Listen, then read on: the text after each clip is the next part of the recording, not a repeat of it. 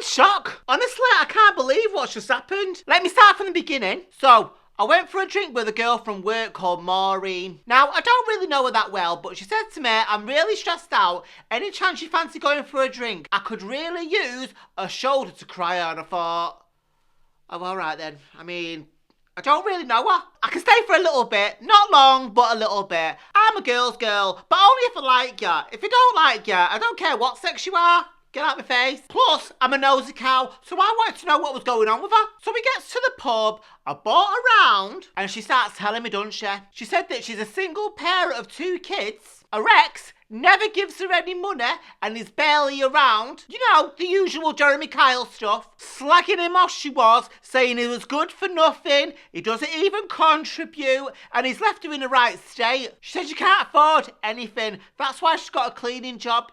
Then she starts getting really upset, shaking, crying. I was thinking, you poor cow, you're really going through it. So I was like, there, don't worry. We all go through bad times. But if you keep on the straight and narrow, everything will work out for you. I didn't know what else to say to her, to be honest with you. I mean, I've got problems of my own. So then we finish our drinks and look at the clock and I've still got a bit of time left. So I said to her, do you want another drink? She goes, I better not, I'm a bit skint. So I thought, well, I'll get him for you. But then I thought, you asked me to go for a drink, and if you got no money, what are you asking me to go for a drink for? So she was planning on me buying a drink, which is fine. So we gets up and then she goes, oh, in that case, I'll have a double then. I thought, okay, a bit cheeky that, but okay. We chat a little longer and then we head home. So the next time I see her, we're at this cleaning job. She's sat on the floor with her head in her hands, looking proper stressed out. On the verge of tears again. I said, what's up, Maureen? She goes, I just can't deal. Everything is just getting on top of me.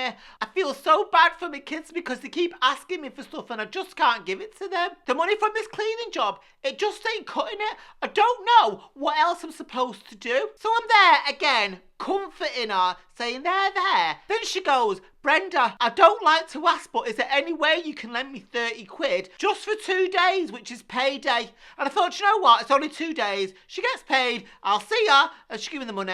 It's fine. But I only had 2 20s on me. She went, that'll do. So I thought, okay. I says, well, you've got to pay this back, you know. She goes, I know, but I've just really got to feed my kids. I mean, how can I say no to that? So anyway, at the end of our shifts, we're getting our coats on and she gets changed. Then I noticed she's got a brand new pair of trainers on there. So I said to her, they're nice then. Where have you got them from? She goes, oh, my mum got them for my birthday. I said, is it your birthday? Oh, no way, have I missed it? She goes, no, it's not for another 6 months yet. I thought 6 months. Wouldn't she have liked the money instead if she's struggling? She went, it was an early birthday present. I thought, all right, okay. Anyway, Friday comes and she's called in sick, hasn't she?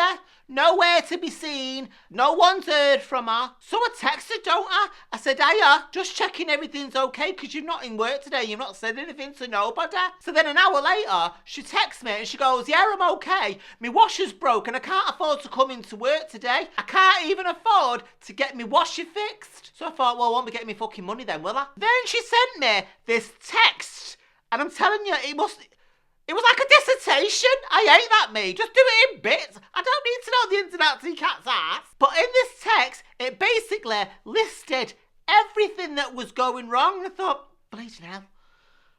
She's wearing me out now. So I just put, sorry about that. If there's anything I can do to help, just let me know. And that was it. Never heard from her. That night, she's at my door and she's got a bag for life full of clothes. I said, hiya. What's up? She went, I hate to ask and I feel dead ashamed, but is there any way that you'd be able to wash these clothes for me? I looked, and you know what? A bag for life ain't that big, so I thought, all right, I can do that for you, no problem. I offer her a brew. She doesn't take it. She has to get back to her kids. When I tell you, that bag bleeding stunk, that is not an exaggeration. It smelled like prawn cocktail crisp mixed with must. I don't know what she's been doing, but she didn't smell like that at work. It was that bad, I had to put my marigolds off and get the clothes out with tongs. The ones you have in a barbecue. I'm not touching them. The stench went all through my house. I had to open a couple of windows and it's freezing out there. And I'm not being cruel, I'm not, but bloody hell, love. But as I'm putting them in a washer, I've noticed it's all women's clothes. This is not kids' clothes. That's all hers. I thought, that's a bit weird.